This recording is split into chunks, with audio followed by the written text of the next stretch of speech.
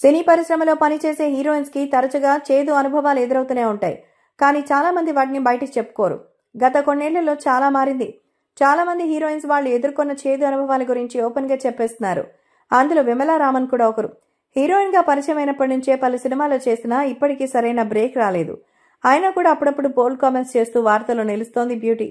తాజాగా మాలీవుడ్ లోకి ఎంటర్ అయినప్పుడు తనకు ఎదురైన అనుభవం గురించి బయటపెట్టింది విమలా రామన్. బిజీగా గడుపుతున్న లైఫ్ లో చిన్న బ్రేక్ తీసుకుని ఎంజాయ్ చేయాలి అనుకుంటున్నారా? అయితే వెంటనే ఆర్వీ వెకేషన్స్ ప్రైవేట్ లిమిటెడ్ ని సంప్రదించండి. మరిన్ని డీటెయిల్స్ కోసం సంప్రదించండి 7997979960. ఆస్ట్రేలియాలో పుట్టి పెరిగిన విమలా రామన్ యాక్టింగ్ పై ఫ్యాషన్ తో ఇండియాకు వచ్చింది.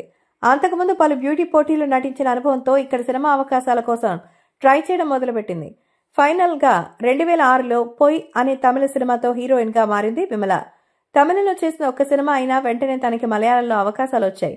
ఒకేసారి దాదాపు 1/2 డజన్ పైగా మలయాళ సినిమాలు సైన్ చేసి అందరినీ ఆశ్చర్యపరిచింది విమలా రామన్. అయితే అప్పుడే హీరోయిన్ గా ఎంటర్ అయిన తనకి మాలీవుడ్ వల్ల ఎదురైన అనుభవాల గురించి బయటపెట్టింది. నేను ముందుగా ఆస్ట్రేలియా నుంచి ఇండియా వచ్చినప్పుడు కల్చర్లో మార్పులు చూసి షాక్ అయ్యా. తమిళ సినిమాలతో పరిచయం అయ్యా కాబట్టి అప్పట్లో పెద్దగా మలయాళ సినిమాలు చూడలేదు. చెప్పాలంటే మలయాళ పరిశ్రమ గురించి నాకేం తెలీదు. అందులో అవకాశం వచ్చినప్పుడు ఒక గొప్ప అవకాశం అనుకుని వెంటనే యాక్సెప్ట్ చేశాను. మలయాళ పరిశ్రమలో మనుషుల ప్రవర్తన నాకు చాలా నచ్చింది. కానీ భాష రాకపోవడం వల్ల చాలా కష్టపడ్డాను. అసలు ఇంకొక మలయాళ సినిమాలో కూడా నటించకూడదు అనుకున్నా. కానీ ఆడియన్స్ దగ్గర నుంచి వచ్చిన సపోర్టే నన్ను ముందుకు నడిపింది అని గుర్తు చేసుకుంది విమల. అసలు మలయాళ సినిమా ప్రేక్షకులు అంతగా ఆదరిస్తారని నేను అనుకోలేదు. థియేటర్లో నా ఇంట్రో రాగానే ఆడియన్స్ దాన్ని బాగా యాక్సెప్ట్ చేస్తున్నారు. నాకు చాలా సంతోషంగా అనిపించింది. థియేటర్లో ఏడ్ చేశానంటూ చెప్పింది విమలా రామన్. అలా కెరీర్ మొదట్లోనే మాలీవుడ్లో తనకంటూ గుర్తింపు సంపాదించింది.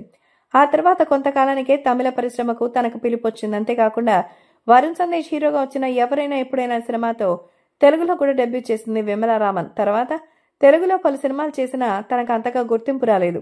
అప్పుడప్పుడు అవకాశాలు దక్కించుకుంటూ ప్రేక్షకుల్ని పలకరిస్తోంది విమలా రామన్.